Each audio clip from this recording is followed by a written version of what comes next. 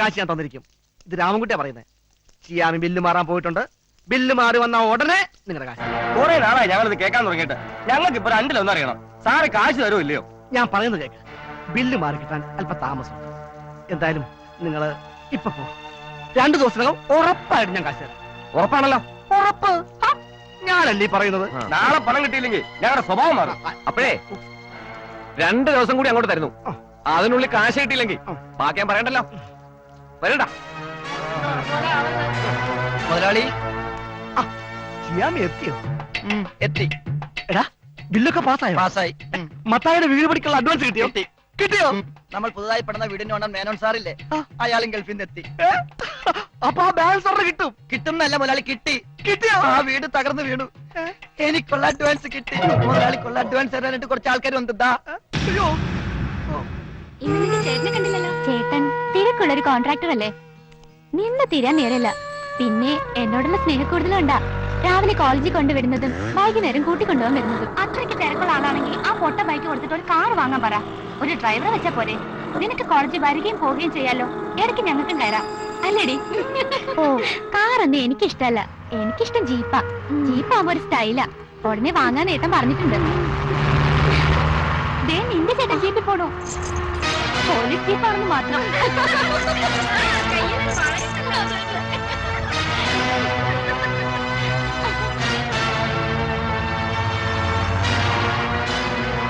ഒളിഞ്ഞു വീണ ഇയാളുടെ കെട്ടിടം നിനക്ക് എപ്പോ ശരിയാക്കി കൊടുക്കാൻ പറ്റും?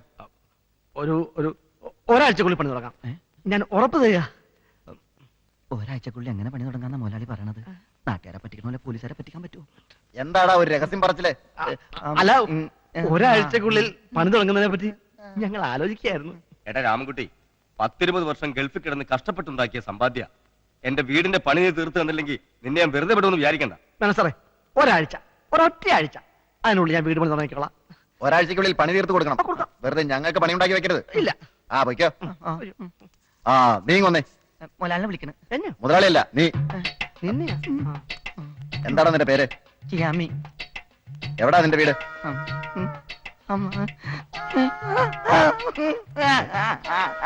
ആ ശരി പൊയ്ക്കോ. ആ പോടാ.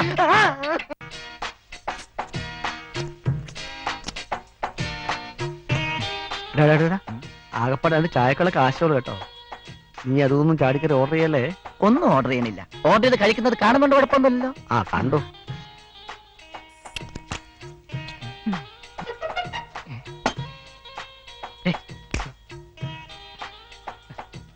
അവിടെ 2 ചിക്കൻ 3 ചപ്പാത്തി. ഓക്കെ ശരി.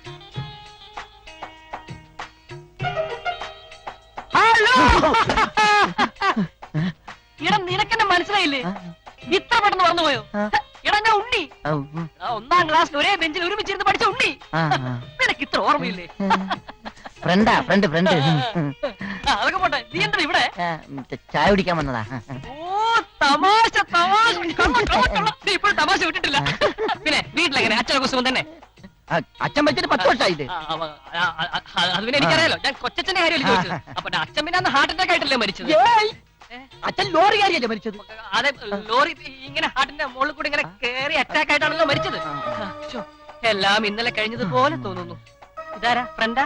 അല്ല മുതലാളിയാ. ഏത് കമ്പനിയുടെ? ഞാൻ contract. I M Unni from Chicago. എവിടെയാ? അയ്യോ ഇതൊക്കെ എന്തിനാ?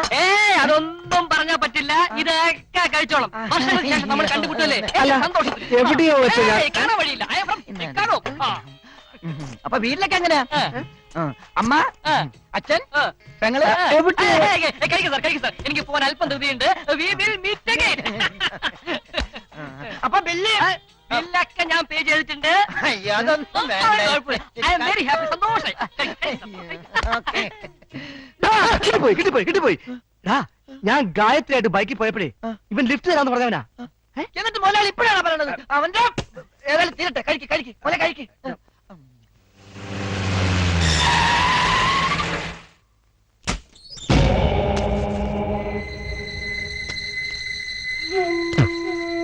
അതൊക്കെ ഇങ്ങോട്ട് ഇറക്കടാ.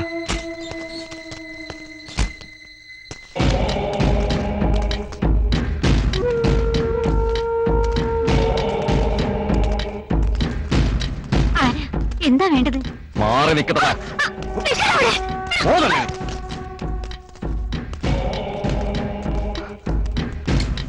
ആരാ? എന്താ ഇവിടെ? നിന്റെ ചേട്ടൻ രാമൻകുട്ടി എന്റെ കയ്യിൽ നിന്ന് വാങ്ങിച്ച 50,000 രൂപയുടെ കണക്ക് ചോദിക്കാൻ വന്നതാ. മുതല് കിട്ടിയില്ലെങ്കിൽ പലിശയെങ്കിലും കിട്ടണമല്ലോ. അതുകൊണ്ട് തൽക്കാലം ഞാനിവിടെ പൊറുക്കാൻ പോവാ. കൂട്ടിന് നിന്നെ പോലൊരു കിളിന്നുള്ളത് സുഖം തന്നെയല്ലേ? വാ. ചൂടാകാതെ പെണ്ണേ, ഇവിടെ എനിക്ക് ബോറടിക്കുന്ന ഞാൻ വിചാരിച്ചേ. ഇപ്പൊ അതും മാറി. തൊട്ട് തലോടിയിരിക്കാൻ നിന്നെ പോലൊരു പെണ്ണുണ്ടല്ലോ. അങ്ങോട്ട് മാറിക്കളെ. അമ്മായി അമ്മായി എന്തു എന്തു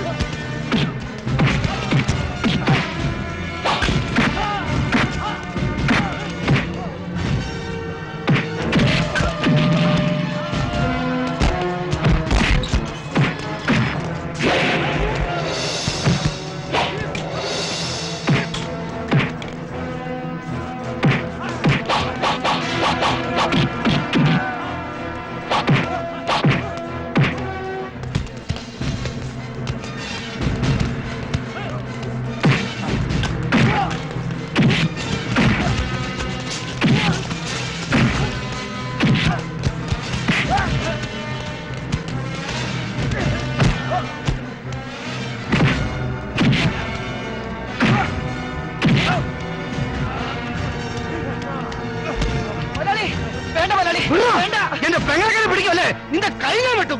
ഇനിയും പിടിക്കൂടാ. അത്രയ്ക്ക് ആണത്തോളവനാണെങ്കിൽ എന്റെ കയ്യിൽ നിന്ന് വാങ്ങിച്ച കാശ് കാണാം. പട്ടി, നാളെ സൂര്യ ഉദിക്കുമെങ്കിൽ നിന്നോട് വാങ്ങിയ പണവും പലിശ ഞാൻ തന്നിരിക്കും. എന്റെ പേര് രാമൻകുട്ടി എന്നാണെങ്കിൽ മാറിക്കളാ. നാളെ നമ്മൾ കാശിനോട് പോകും.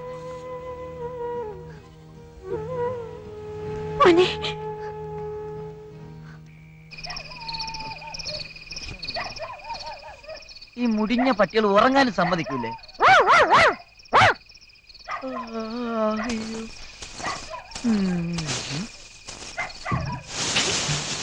ആരാത്? ആരാത്? ആരാത്?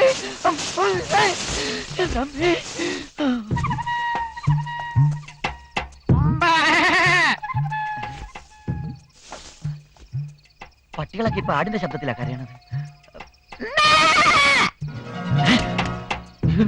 നോട്ടിത് കേട്ടാ? ഈശ്വര, ഇതെന്തത്?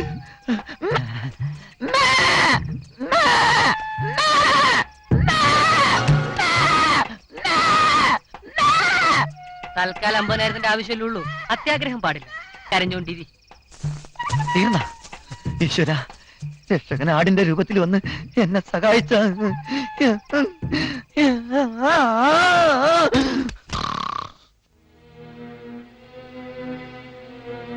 എങ്ങനെയാ മോനെ നമ്മൾ ഇന്ന് ആ കാശ് കൊടുക്കുക?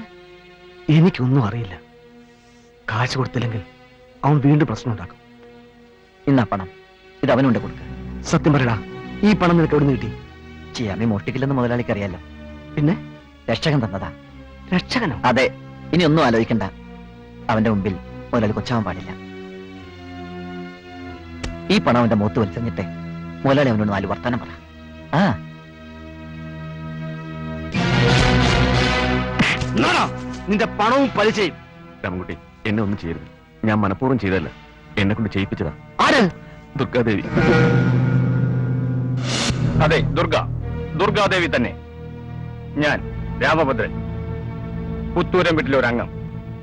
30 വർഷങ്ങൾക്ക് മുമ്പ് പുത്തൂരം വീട്ടുകാർ മാണിക്യമംഗലത്തുകാരോട് ചെയ്ത ചതി അത്ര പെട്ടെന്നൊന്നും മറക്കാൻ വഴിയില്ലല്ലോ. നിന്റെ അച്ഛൻ മാധവൻ നായരും പുത്തൂരം രാഘവൻ നായരും ഒന്നിച്ചു ബിസിനസ് ആരംഭിച്ചു. കോടികൾ കുമിഞ്ഞുകൂടാൻ തുടങ്ങിയപ്പോൾ മാണിക്യമംഗലത്തെ മാധവൻ നായരെ തന്ത്രപൂർവ്വം അങ്ങ് ഒഴിവാക്കി. അതിന്റെ ആഘാതം താങ്ങാനാവാതെ നിന്റെ അച്ഛൻ ആത്മഹത്യ ചെയ്തു. എല്ലാം ചതിയായിരുന്നു രാമൻകുട്ടി. ഇന്ന് പുത്തൂരം വീട്ടുകാർ അനുഭവിക്കുന്ന സുഖ സൗകര്യങ്ങൾ നിനക്ക് കൂടെ അവകാശപ്പെട്ടതാണ്. ഒരു എതിരാളിയെ ദുർഗാദേവി പ്രതീക്ഷിക്കുന്നുണ്ടോ എങ്കിൽ അത് നീയാണ്, നീ മാത്രം. രാമൻകുട്ടി, നിന്റെ കൂടെ ഞാനുണ്ട്. ഞാൻ പറയുന്ന പോലെ അനുസരിച്ചാൽ നിനക്ക് നഷ്ടപ്പെട്ടതെല്ലാം ഞാൻ തിരിച്ചു പിടിച്ചു തരാം. നഷ്ടപ്പെട്ട് തിരിച്ചു പിടിക്കാൻ എനിക്കറിയാം. അതിനൊരുത്തന്നെ സഹായം എനിക്ക് ആവശ്യമില്ല. സമയമാകുമ്പോ കളി ഞാൻ ആരംഭിച്ചിരിക്കും. അപ്പോ ആ കളി കാണാൻ തന്നെ ഞാൻ വിളിക്കാം. വരട്ടെ? സത്യത്തിൽ ഈ 2 വഞ്ചി കാലൂന്നിക്കൊണ്ടുള്ള കളി എന്തിനാണെന്ന് എനിക്ക് മനസ്സിലാവുന്നില്ല. എടാ സദാശിവ, നീ കണ്ടോ, ഈ രാമഭദ്രൻ കളി തുടങ്ങിയിട്ടേ ഉള്ളൂ. ദുർഗയ്ക്ക് ഭൂമിയിൽ ആരെങ്കിലും ഭയമുണ്ടെങ്കിൽ അത് ഈ രാമൻകുട്ടിയാണ്. എന്നെങ്കിലും എല്ലാം ചോദിച്ചു വാങ്ങാൻ ഇവൻ തിരിച്ചു വരുന്ന ആൾക്കറിയാം. ഇവനെയും അവളെയും നമ്മൾ തമ്മിൽ തെറ്റിക്കുന്നു. ഇവനെ ഒതുക്കാൻ അവൾക്ക് എന്റെ സഹായം വേണ്ടി വരും. അങ്ങനെ കുട്ടിക്കാലം മുതലെയുള്ള എന്റെ ആഗ്രഹം ഞാൻ പൂർത്തീകരിക്കണം. അല്ല, ഒരു സംശയം ചോദിച്ചോട്ടെ, അന്ന് നമ്മുടെ മില്ലിലും ഫാക്ടറിയിലും തല്ലുണ്ടാക്കിയത് ഇവനല്ലേ? മാഡം കിട്ടി, മാഡം കിട്ടി. അവനെ കിട്ടി. ആരാണവൻ? അവനാണവൻ. തമാശ പറയാതെ കാര്യം പറയടോ. ആരാണവൻ? അവൻ ആരാണെന്ന് ചോദിച്ചാൽ അവൻ ആരാണെന്ന് അറിഞ്ഞാൽ മാഡം ഞെട്ടരുത്. പറയടോ, ആരാണവൻ? രാമൻകുട്ടി. അതെ, മാണിക്യമംഗലത്തെ മാധവൻ നായരുടെ മകൻ രാമൻകുട്ടി.